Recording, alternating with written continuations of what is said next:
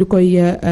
amal tey nag ñu fas yéene statut ci wàllu syndicalisme ñu dalal nag ki la di Mbaye Sarr nekk secrétaire général bu SADEF di syndicat autonome pour le développement de l'éducation et de la formation Moussa Sène kon gannaaw boo nu nuyuwaatee ma bàyyi la ak sa gan. waaw Aïcha nuyuwaatante rek nuyu encore monsieur le maire nuyu aussi suñu gat bi di Mbaye Sarr. moo nekk secrétaire général bu SADEF. monsieur Sarr xam nga rek ci domaine éducation moom yaatu na mais xam naa li duuf ci nag bi xëñu ci cin li mais bon pour revenir à notre mouton li ñuy bëggoon xam rek monsieur Sarr c'est justement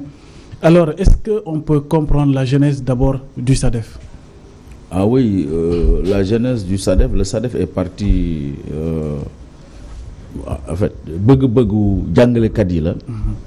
nga xam ne ñoom ñoo nekk ci gox-goxaan Sénégal yi yëpp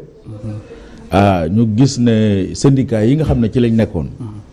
doxalin bi syndicat yooyu doon doxale par rapport ak seen revendication yi par rapport ak seen préoccupation yi gis nañ ne ñoom kenn ci ñoom gisatuñ ci seen bopp à commencer par moi-même loolu moo tax ñu def taxaw seetlu boobu nag moom moo ñu yóbbee ci kenn ku ci nekk fa nga nekkoon nga démissionné fa taxawal beneen syndicat bu bees nga xam ne dafay nekk une organisation syndicale autonome ndax dañuy seetlu également que ne lii gën a yàq syndicat yi ci doxalin bi le manque d'autonomie bi le manque d'indépendance bi ñëw di wéeru ci ay politique ñu lay manipuler parce que bu boobaa da ngay perdre sa liberté te soo libreul doo mën a revendiquer correctement. Alors léegi ñu teg ko d'abord la première ligne c'est d'abord l'autonomie la liberté également nga war koo centrer sur le développement nag bu ñu koy wax jàng mi ak jàngalekat bi mooy cëslaay bi parce que bu ñuy wax syndicat école moo tax élève moo tax kon donc dina développement bi law jàngalekat yi également gis ci seen bopp nga xam ne kenn ku ci nekk foo mën a nekk acte bu syndicat bi di poser bu ne dina nekk acte bu am solo bu am maana ci loolu maa ngi fàttaliku bi ñuy lancé le SADEF muy le 14 mars 2015 à l'hôtel Ligne Jambour dafa am journaliste bu jóge woon Walfadjri Fatoumata Sey daf ma poser une question mu ne moom monsieur Sarr est-ce que vous ne pensez pas que le SADEF est venu pour être un syndicat de trop? C'était une question très pertinente. Ma ne ko la réponse à cette question bëgguma mu nekk un oui ou par un non parce que du ma am argument yi à l'instant wax la ne la lii moo tax ñun on n'est pas un syndicat de trop mais may ñu d'ici quelque temps à travers les actes que le SADEF va poser di nga xam ba xam est-ce que le SADEF est venu pour être un syndicat de trop ou est-ce que le SADEF est venu pour opérer la rupture si boobu noonu ñun ñu toog partir de cette question ñu ne nañ def lu benn syndicat dul def te loolu gën ci jàngalekat yi su ko defee buñ doxee tuuti danañ xam ne SADEF ak ñi fi nekk bokkuñ yoon te ñu xool ne lan la jàngalekat yi gën a am problème seen problème carrière problème suivi carrière on a mis en place un dispositif très tôt avec une équipe de choc chaque jour du lundi au vendredi sur le circuit pour jox fu jàngalekat nekk ci Sénégal problème bu mu mën di am moo xam suñu syndicat la bokk moo xam bokk ci suñu syndicat fu mu ñu interpeller am yaakaar ci ñun le soir danañ ko jox l'information par rapport à l'évolution de son dossier fu mu toll ñu wax ko bu amee problème ñu waxal ko li mooy problème bi su fekkente ne élément bi nga xam ne moom war a compléter dossier bi ñoom nam ñu koy envoyé ñun ñoo koy dox matali ko nga xam ne déplacé wu ba actam génn fa mu nekk ñu fekk ko fa jox ko du génn këram loolu dispositif boobu lañ teg muy dox affaire bi di law jàngalekat yi di ñëw di si gis seen bopp ba tax na léegi actuellement nii on est un très grand syndicat macha allah. Sur le plan national jàngalekat yëpp ñu gën a ñëw di gën a gis seen bopp te am na ay localités yoo nga xam ne sax ñu ngi ñu fay woo actuellement pour ñu dem fekk ji leen waxtaan ak ñoom saafante ñoom parce que tellement ñoom gis nañ seen bopp ci ni syndicat bi di doxe à travers les actes que le syndicat pose loolu jàpp naa ne bokk naa ci li nga xamante ne ba moom mooy li nga xam ne moo mais ça ci biir SADEF aussi c'est le développement de l'éducation et de la formation on sous-entend que formation am na ci solo parce que déjà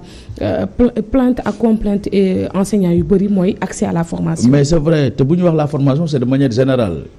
ba tax na boo seetloo sax ren bi ñuy def suñu lël bu mag bi ñu tuddee le conseil syndical national nga xam ne chaque année dañ koy organiser mu nekk une instance de bilan mais également une instance de perspective par rapport à activités yi nga xam ne def nañ ko ci année bi jeex ak les perspectives pour l'année à venir dañu koy jagleel toujours un thème par rapport à la formation. Parce que tey thème bi ñu jël nii bi ñu def nii actuellement bu ñu xoolee le système éducatif sénégalais dañu ne le système éducatif sénégalais l'école publique se trouve à la croisée des chemins. Parce que gis nañ ne la finalité pour képp kuy dugg école mooy nga tekki. te gis nañ ne ñu bëri ci ñiy dugg école du ñu xaaja bay tekki dañuy dem seen yoon. même ñi nekk université lan moo ko waral parce que le modèle d'enseignement bi ñuy def ci réew mi moom moo méngoowul ak nga tekki rapidement. da ngay jàng ba dem université mën nga am sa doctorat sax tu reviens à la maison di ñaan papa di ñaan maman ñu lay dimbalee. parce que amuloo benn autonomie. pourquoi parce que enseignement bi ñu doxal moom méngoowul ak loolu. alors que réew yi nga xam ne dañoo développé dans le monde yépp dañoo changer de paradigme def cap sur la formation professionnelle. bu ma demee Kenya loolu bokk na également ci li ma impressionné ñoom formation professionnelle moo am foofu. am na ñoo xam ne à partir du BFM déjà da ngay am liggéey. ñu néew ñooy am bac dem université ñu néew fii nag sa université xam nga ne moom ni mal gis nga ko. mbaxalum ceeb parce que déjà da ngay am. mbaxalu xeer dañ lay tàggate la parce que école bi nga nekk centre de formation la il y a plusieurs métiers yu nga xamante ne moom la ci élèves yi dañ koy tàggat fu ci lay spécialisé wu. buy am BFM di génn rek presque déjà am mat na liggéey. mën na dem liggéey ji comme ça mu am tekki su fekkee ne type de formation yooyu amoon na au Sénégal. doon na tàggat ndaw yi nga xamante ne bi danañ teel a mënal seen bopp teel a tekki teel a mën a jëmal seen bopp. mais malheureusement au Sénégal fii nii c'est presque la littérature. ok mais da ngay jàng ba am doctorat sax rek dégluwaat ci kër gi doo xam nooy def. voilà donc mooy les syndicats parallèles di génn par exemple di teg ay syndicats mais est-ce que gisoo ni loolu buy wéy mënuñoo dem ci une centaine de syndicats. Oui xam nga dañu nekk également dans un état je pense qu'il se dit état de droit où les libertés sont garanties et que le droit de grève aussi est garanti depuis la Constitution loolu moo tax aussi et ensuite les textes aussi de l'état da ko encadrer notamment le code des obligations civiles et commerciales koo xam ne ñu groupe ay nit mën nañ bu leen soobee ñu créer syndicat mën a seeni activité lenn rek la ñuy ñaawlu mooy l'émiettement syndical bi ngay constater nii loolu dafay affaiblir effectivement la force du mouvement syndical ndax am na réew yu bari yoo xamante ne bi syndicat benn lay doon wala ñaar te su ko defee di gën a fédérer les forces mais nag réalité yi am ci réew yooyu ak réalité yi nekk ci réew yi nekkul benn ndax dafa am ñoo xam ne dañuy def syndicat parce que ils sont convaincus de faire le syndicalisme am na ñoo xam ne dañuy def syndicat parce que dafa am luñ ciy jublu moo tax ñu ko def seen intérêt personnel moo tax ñu def syndicat am na ñoo xam ne ils font également le mercenariat à partir du syndicalisme loolu également gis nañ ko fi yooyu nag mooy tax nit ñi pour nga dajalee leen ci benn kuréel wala ñaar wala ñett ñu àndandoo du yomb parce que gëm-gëm yi du nekk benn ensuite aussi les politiques sont là aussi parce que toujours duñ bëgg mouvement syndical bi bu regroupé woo am force loolu arrangé wul état ndax boo leen fàttali ko en 2014 bi ñu defee un grand cadre moment bu nga xam ne Mamadou Lamine Diante boo ko doon coordonné syndicat jàngalekat yi ñoo am manqué woon nekk ci benn cadre tudde ko grand cadre la force de frappe était redoutable mais après bi ñu ci jógee rek gouvernement bi daf ko tas waaw parce que loolu arrangé wu ko woon toujours également l'État est là pour disperser les forces syndicales aussi loolu tamit dañ koy seetlu mais toujours est-il que li war a nekk rek mooy nekk jàngalekat yi nga xamante ne bi xam nañ fan la ñooñu également ñooy tànn syndicat bu mel ni SADEF ñu nekk fa également ok donc yaa ngi koy wax ne nga émiettement syndical bi moo la xaw a inquiété moom ngay déplorer est-ce que SADEF yéen a ngi ciy dox ay jéego pour justement ngeen unir ak aussi lan moo leen empêcher ngeen dem allier par exemple les syndicats yi nga xamante ñoo xaw a représentatif non xam nga bon on ne peut pas ñun li ñu mën a def rek mooy nekk ci li ñu nekk xam nga comme ku nekk da ngay bay sawaar rek ñun ci loolu la ñu nekk mais doo nekk naan woo yeneen syndicat yu nga xam ne ak sa boss ils sont à égale dignité nga naan leen bàyyi leen fi ngeen nekk ñëw leen ci man loolu xam nga tegginuwul jekkul te loolu doo ko wax kenn peut-être que li nga mën a def mooy sa bu ñu waree def action de revendication dynamique nga ne donc syndicat bi xaw ngeen yamamaay ngeen mën a dajaloo def benn kuréel former kuréel googu pour ngeen xeex parce que en 2012 def nañ ko fi organisé wu nañ fi en 2018 créé nañ fi li ñuy wax la FEDER def ci ay action yu am maanaa ensuite également le benn moment aussi ñu def G20 def ci ay action yu ma am maanaa bi après les élections mu am G7 G20 mu am 2 pôles également loolu également joué nañ ci nga xam ne ay cadres la ñuy créé mais toujours est-il que li ñu war a def ñun dañ koy def rek mooy rester concentré sur les préoccupations des enseignantes et des enseignants du Sénégal. Okay. Alors lan ngeen xalaat ci situation décisionnaire yi. Oui, loolu dafa nekk une préoccupation majeure pour notre organisation syndicale. Ça fait 3 ans may poser débat boobu noonu ñu di ci wax di ci xeex guddeeg bëccëg pour que statut décisionnaire bi jóge fi. ndax statut bu bon la bu décisionnaire bi nekk en activité sax du am benn problème parce que dina avancer normalement dina am yi war am yu ci bari mais bis bu demee ba retraite mara day tàlli keroog lay tàbbi ci ndóol nga xam ne sax day wëlbatiku di dem yalwaani ji. loolu également musiba la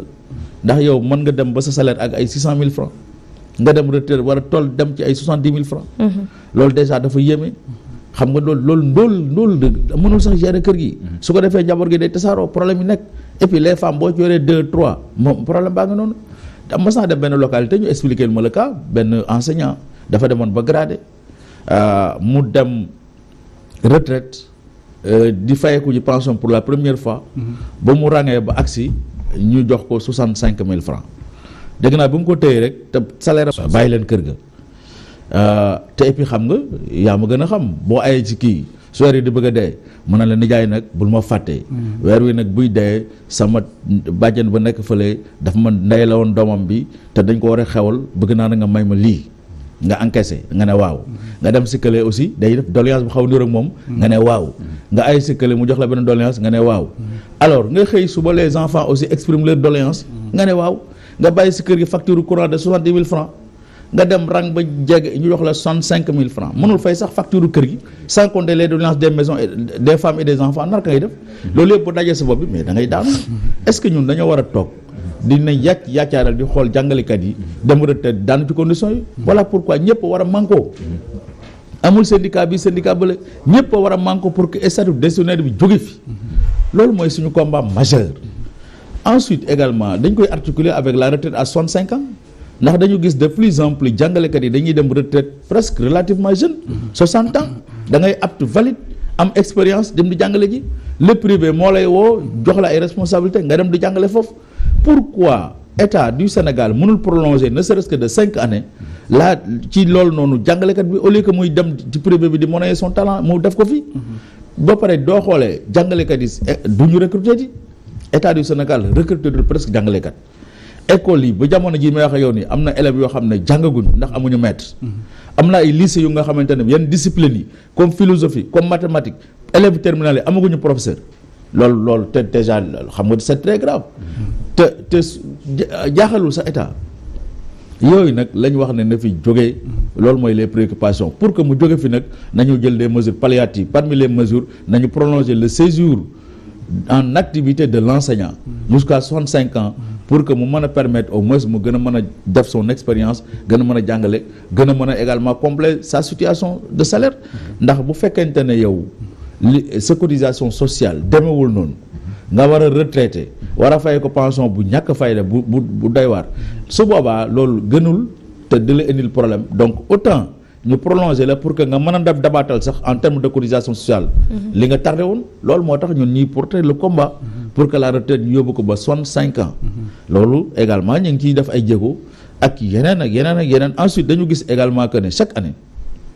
par le mouvement national jàngalekat yi dañuy jógee localités yi gën a sori yi comme ay Kédougou ay Matam ay Podor ay Sédhiou ay Ziguinchor di jege ci Dakar Thiès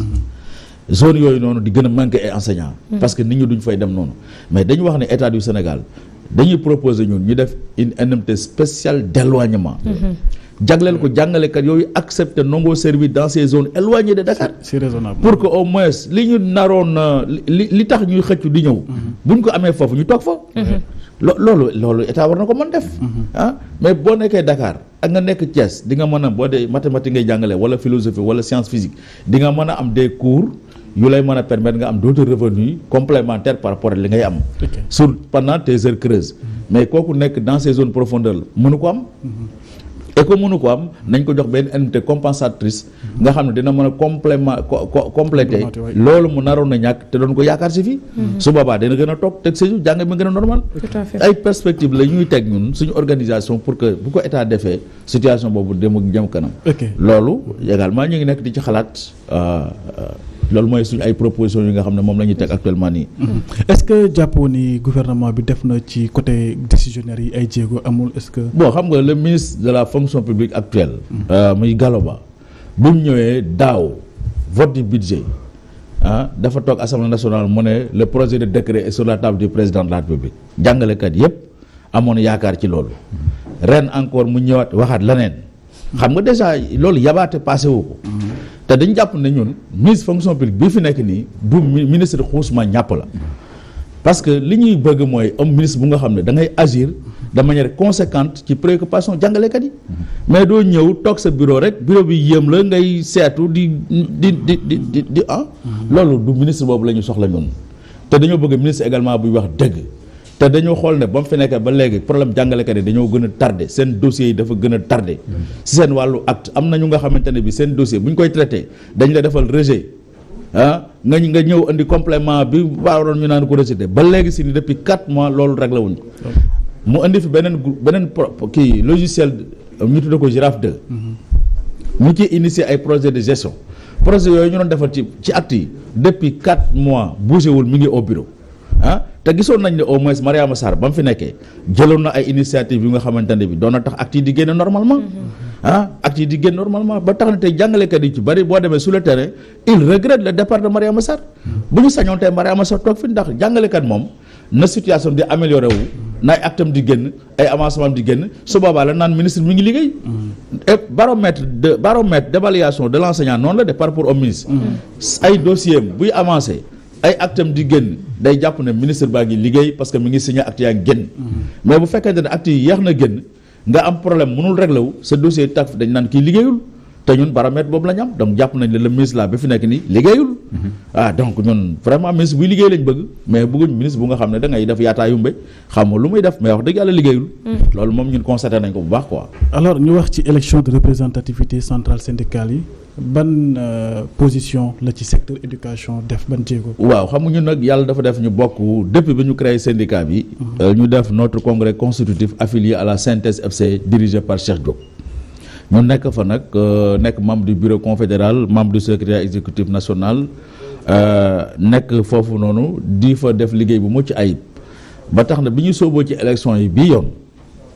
dañoo mobiliser toutes nos sections au niveau départemental. Nous en avons 55 sections réparties à travers le pays ñoom ñëpp dañoo mobiliser wu góor ak jigéen dem partout def seen kéemtalaay kattan investir wu ci ak yeneen syndicats yi nga xam ne ñoo bokk centrale bi ba tax te résultat bi Synthèse FC amu ko woon mësu ko woon sax am parce que élection en 2017 Synthèse FC 10% la amoon nekkoon 4e centrale syndicale bii nag bi ñu ci génnee am nañ 15,62% nekk 3e centrale syndicale du Sénégal loolu prouesse la loolu également jéego la bu nga xam ne centrale bi def na ko di ci profiter aussi di gërëm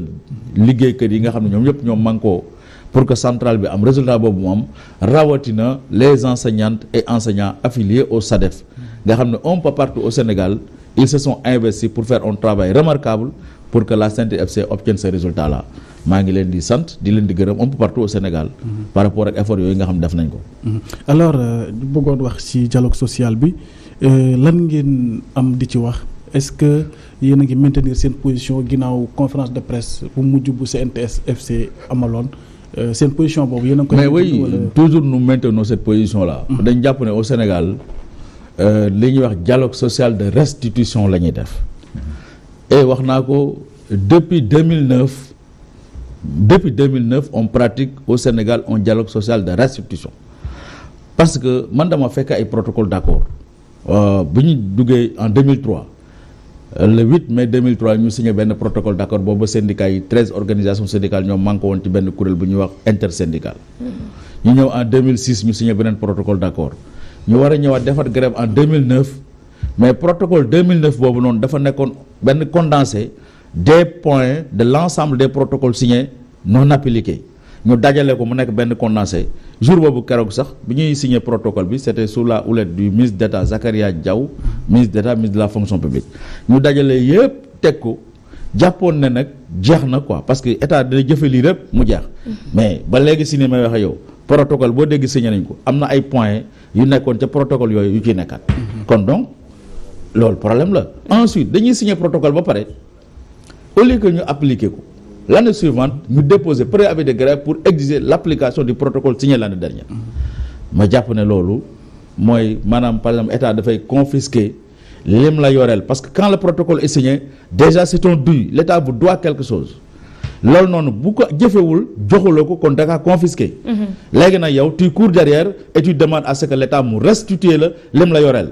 loolu mooy restitution on court derrière l'état à chaque fois pour que le protocole signé soit appliqué loolu moo tax ñu naan on pratique un dialogue social de restitution te dama jàpp ne le protocole d'accord est censé résoudre définitivement la crise mais malheureusement au Sénégal un protocole d'accord est source même de crise parce que quand il n'est pas appliqué on mène des grèves la crise renaît pour que le gouvernement l'applique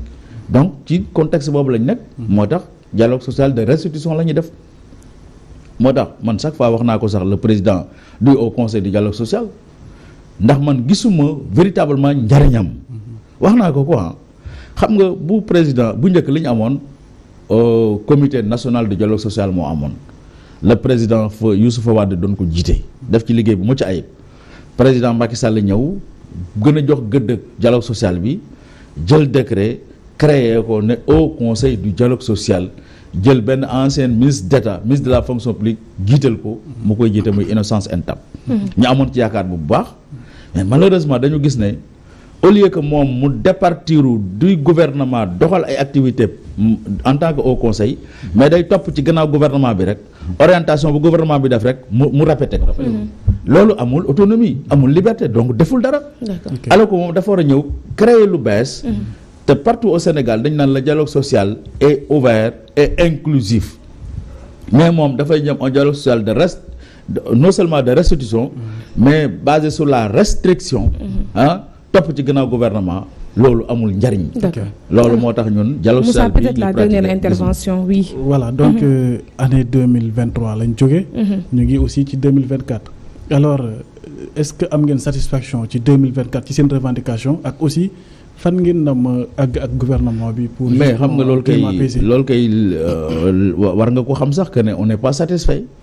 parce que la question des décisionnaires tant que gouvernement du Sénégal réglé wu ko duñu mës a am satisfaction les questions nouvelles la situation des bi ñuy wax nii mooy la retraite à 65 ans c'est une question majeure pour notre organisation syndicale les directeurs d'école nga xam ne ak les principaux de collège wala les proviseurs de lycée ñu ci bari ci ñoom depuis 3 ans 4 ans ñi ngi exercer la fonction de directeur ou de principaux ou de proviseur te indemnité boobu ñu leen war a jox jagle ak fonction boobu jotuñu ko loolu également c'est un problème loolu il faut que ñu régler loolu il faut que état du Sénégal recruter ay jàngalekat pour que élèves yi toog seen kër waxtu yi may wax ak yow nii wala ñu nekk au lycée manqué prof de philosophie wala prof de mathématique loolu également nañ ko régler te dama jàpp ne depuis quelque temps depuis 3 mois constat bi ma def c'est comme si le temps de l'école s'est arrêté on ne parle que de la politique au Sénégal. Justement, ce qui rythme la vie c'est la politique. Justement Mbaye Sarr yéen en tant que syndicaliste lan ngeen fas yéene taxaw pour ñoŋal njàngale mi d'autant plus que ñu ngi ci année électorale. mais li ñuy def année électorale ñun que électoral ak ñàkk électoral la ci yam ñun le temps du syndicat c'est basé sur la volonté exprimée par les enseignants. seeni bëgg-bëgg seeni problème ñun mooy rythme suñu calendrier ñun. calendrier politique yooyu lijjantiwuñ calendrier électoral lijjantiwuñ. D'abord nous avons déposé hier un préavis de grève. Te nous comptons aller en action dès l'expiration de ce préavis-là. Maintenant le gouvernement là après les élections partira mais un nouveau gouvernement sera en place et l'État restera toujours État. D'accord. loolu moo tax ñun loolu mooy suñu logique ñun. lijjantiwuñu affaire politique. ñun on est sur le champ syndical on se bat pour la préoccupation des enseignants et des enseignantes. Merci en tout cas Mbaye Sarr moo ñu ñëwoon c'était ci rubrique éducation c'était un immense plaisir vraiment de le recevoir jaajëfal bu baax a baax Moussa Sène sujet bi nga indi tey am na solo ci syndicalisme ñu ngi lay jaajëfal bu baax on se donne rendez-vous mardi prochain incha allah. incha allah Aïcha di nuyuwaatante ñëpp daal. di